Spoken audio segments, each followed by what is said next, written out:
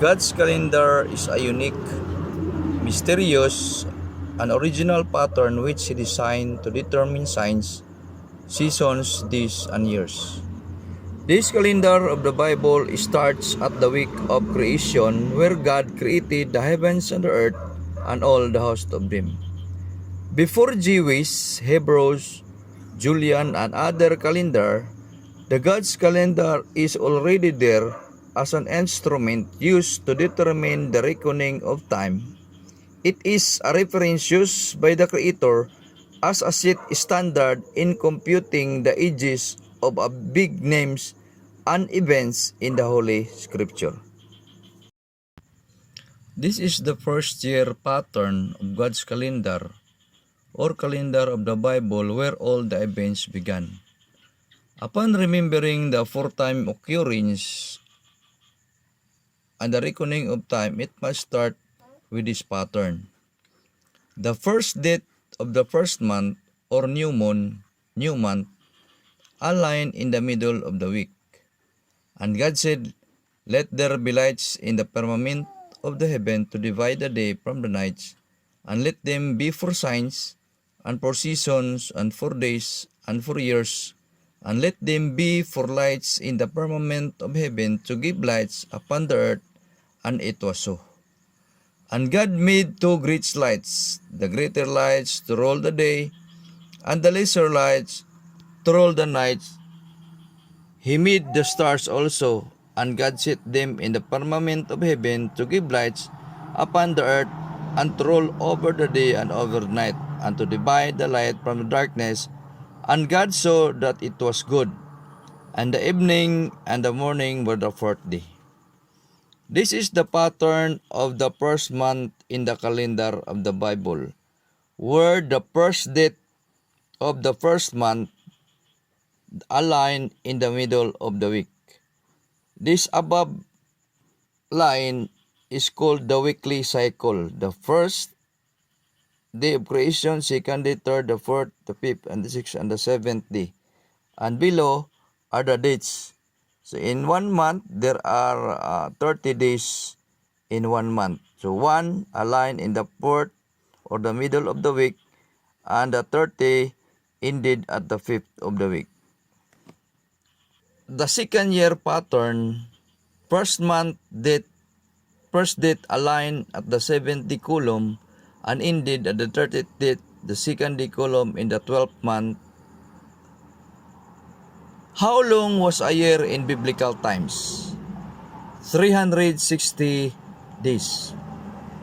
In ancient time, 30 days a month were used, making a total of 360 days a year.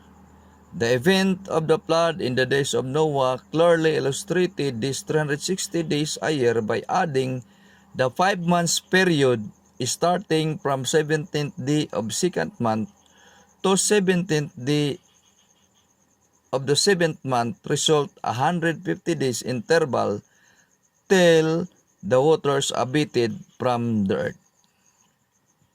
The lunar calendar computations, solar calendar computation, lunar calendar computations are not applicable in this computation. Timetable of the calendar of the Bible. 24 hours equals 1 day. 7 days equals 1 week. 30 days equals 1 month. 12 months equals 1 year. 90 days equals 3 months to 1 season. 360 days equals 12 months. 4 seasons equals 1 year. 360 weeks equals 84 months equals 28 seasons equals 7 years. In 7 years, there are 360 weekly Sabbaths.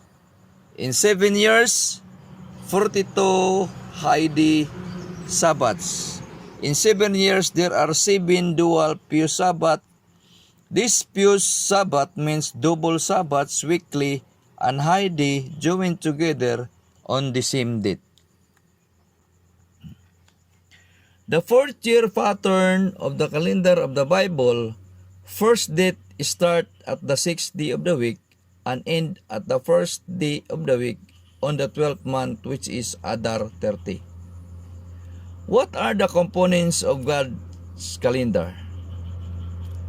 Time, hour, day, week, and year.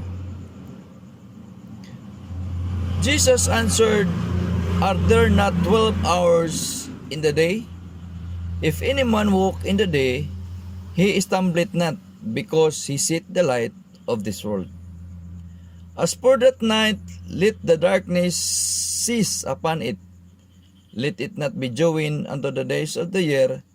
Let it not come into the numbers of the month." When the day starts, even or sunset. It shall be unto you a Sabbath of rest, and ye shall afflict your souls in the 9th day of the month at even. From even unto even shall ye celebrate your Sabbath. The 5th year of the calendar of the Bible, first date of the first month start at the 2nd day of the week and end 12 month at the 14th day of the week, Adar 30. How many months are there in a year? The answer is 12 months. Now in the 12th month, that is the month Adar. To the 12th month, that is the month Adar. In the midst of the street of it, and on their sides of the river, was there a tree of life which bare 12 manner of fruits, and yielded her fruits every month. And the leaves of the tree were for the healing of the nations. In the calendar of the Bible, or God's calendar, no 13th month in the Bible, only 12 months every year. When the day start, the answer is sunset. The evening and the morning were the first day. The evening and the morning were the second day. The evening and the morning were the third day. The evening and the morning were the fourth day. The evening and the morning were the fifth day. The evening and the morning were the sixth day. On the seventh day, God ended his work which he had made. He rested on the seventh day for all his work which he made. And God blessed the seventh day and sanctified it, because that in it he had rested from all his work which God created and made. The 7th year pattern of God's calendar starts the first date aligned at the first day of the week on the first month Abib, and the last date of the 12th month Adar aligned at the third day of the week. The next following year, the first date of the first month Abib aligned at the fourth day of the week, which is called midst of the week. The first year and the 8th year are the same pattern. As clearly illustrated in the information provided by this video, the calendar of the Bible which God made for His people, no doubt it is a cycle.